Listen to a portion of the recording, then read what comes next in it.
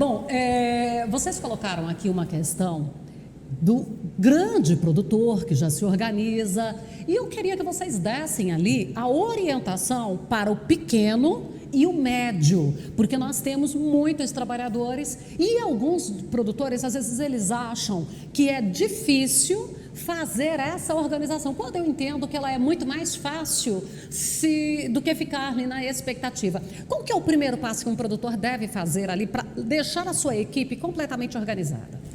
Bom, primeiro, Fabiola, que eu diria o seguinte: qual é o tamanho ideal para uma organização? O tamanho ideal é o seu tamanho, é o tamanho do produtor, é próprio, tá? O que é grande para mim pode não ser para outro, mas para mim é grande. Então, a minha propriedade, sendo menor, média ou maior, ela deve sim sofrer uma reestruturação e uma reorganização na metodologia usada ou aplicada na sua organização interna. O que eu diria? Quais são os direitos de trabalhador? Salário, horas extraordinárias, adicionais e outras tantas. Vamos paralisar por aí. Dever de controlar horas, acima de 20 pela reforma. Mas como nós sabemos que há o exercício ou a elaboração de horas extraordinárias, mesmo tendo um apenas, como que eu vou ter o controle de quanto pagar ou remunerar ao meu empregado se eu não tiver o apontamento? A ficha de ponto, que seja física, mais simples, mas com apontamento eficiente. Então eu diria o seguinte, que o produtor rural, por exemplo, vamos falar do agro aqui, por menor que seja, deve sim se inteirar das organizações básicas e totalmente aplicáveis ao seu trabalho, na organização interna, inclusive, por exemplo, de controlar horas. Mas controlar horas resolve? Não, eu acho que é uma reestruturação de um todo, tendo um colaborador ou 100.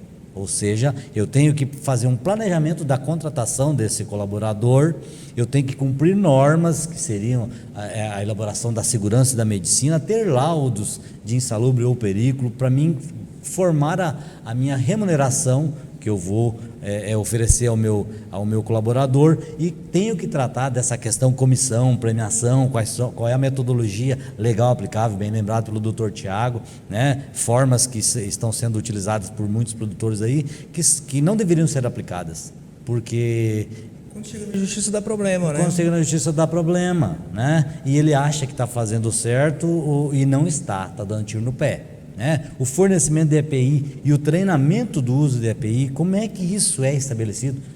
Eu tenho que ter um programa para mim entender qual é o equipamento adequado para aquela função e um treinamento de uso. E o empregado, por sua vez, tem a obrigação de usar. Então, assim, eu diria assim, qual é a minha orientação?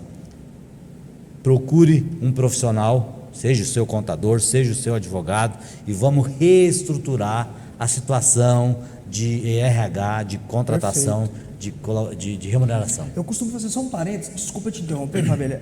Eu costumo fazer uma comparação. O empregador, ele quer ser empregador, é a mesma coisa da pessoa que quer ser motorista. Eu quero ser motorista, eu preciso tirar minha CNH.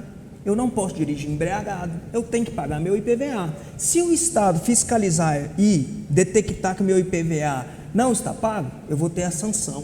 Se eu não tiver a habilitação, eu vou ter a sanção. É a mesma coisa, eu quero ser empregador, como o Antônio falou, eu preciso já fazer uma pesquisa e falar, cara, eu vou aqui agir com pecuária, beleza. Se o cara trabalha X horas, será que é hora extra? Será que é adicional noturno? Tem essa preocupação, ele precisa prever. A prevenção é o melhor caminho para a gestão de qualquer negócio. Então o cara já começa a estruturar, ele já faz uma seleção de pessoas para trabalhar de uma maneira mais eficiente. Esse aqui tem mais perfil aqui comigo, bababá. Faça um contrato de trabalho já prevendo tudo. O cara vai mexer com veneno, insalubridade. Vamos fazer lá, vamos fazer o estudo. Qual o grau de insalubridade esse cara tem que receber? Qual o EPI? Então ele precisa fazer esse estudo antes de começar essa atividade. Porque depois, se ele fizer essa atividade em descompasso, né, em desobediência com a norma, ele vai ter problema em qualquer esfera. E aí ele vai sofrer as sanções e vai Fica mais caro, né? justificar que a legislação é contrária ou contra ele. Bom, nosso tempo aqui esgotando, deixa eu ver se dá tempo aqui. Tiago, normalmente o que é? Quando chega na mesa do escritório, o que chega? Eu vejo muito, nem é má fé do empregador. Talvez o empregador ele age sem a instrução necessária. É um olerite mal feito, que não condiz com a realidade. Nós temos um princípio no direito do trabalho que é a primazia da realidade sobre a forma. O documento ele não é tão importante se chegar alguém lá e falar que aquele documento não é fidedigno. Cartão de ponto, eu tenho lá o cartão de ponto, das 8 às 18. Só que aí eu chego e comprovo que o cara trabalhava até às 20, esse cartão de ponto é nulo. Então eu preciso ter o documento, uma ficha diária. O Antônio chegou às 8, foi almoçar às 11h15, voltou não sei o quê, de maneira real. Aí esse cara não vai ter problema. Bom, nosso tempo está esgotado, o assunto pode continuar, não mais só nos primeiros de maio. Pelo menos. Eles estão pedindo mais meia hora, senhores. Então, os telespectadores têm que confirmar que vão ficar acompanhando o sucesso por mais meia hora. Bom feriado a vocês, muito obrigada pela participação conosco e vocês sempre engrandecem nosso programa. Obrigada. Muito obrigado. Eu que agradeço.